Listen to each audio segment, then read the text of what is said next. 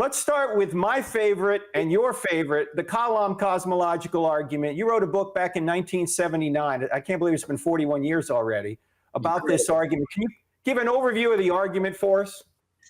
The argument stems from the efforts of early church fathers to refute Aristotle's doctrine of the eternity of the universe. And so they developed all these arguments against the possibility of an infinite past.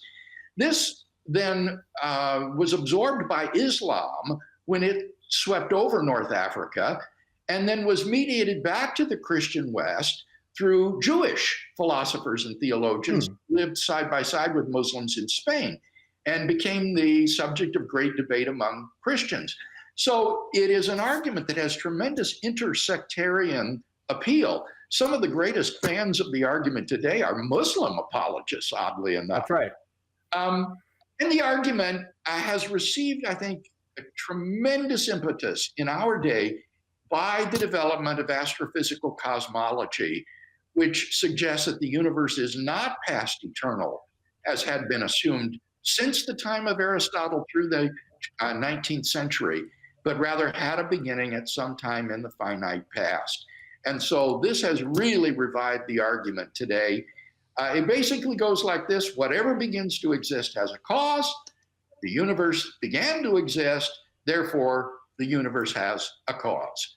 And then you can do a conceptual analysis of what it is to be a cause of the universe, and a number of very striking theological properties of this uncaused first cause fall out from such an analysis. Well, mention that, Bill, because the reason it's my favorite argument is because it does give you more attributes of the existence, or for the existence of God, than any of the other natural theology arguments. What are the attributes that seem to naturally flow out of this argument?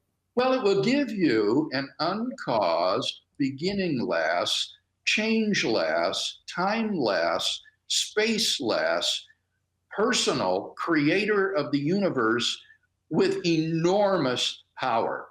Now, what I like about the argument is that that is a modest conclusion. It says nothing, for example, about the moral qualities of the creator. He could be an absolute stinker for all we know, which means that the problem of evil cannot be raised as an objection to the argument, because it's not part of the argument that the creator is good. You'll need a moral argument for that.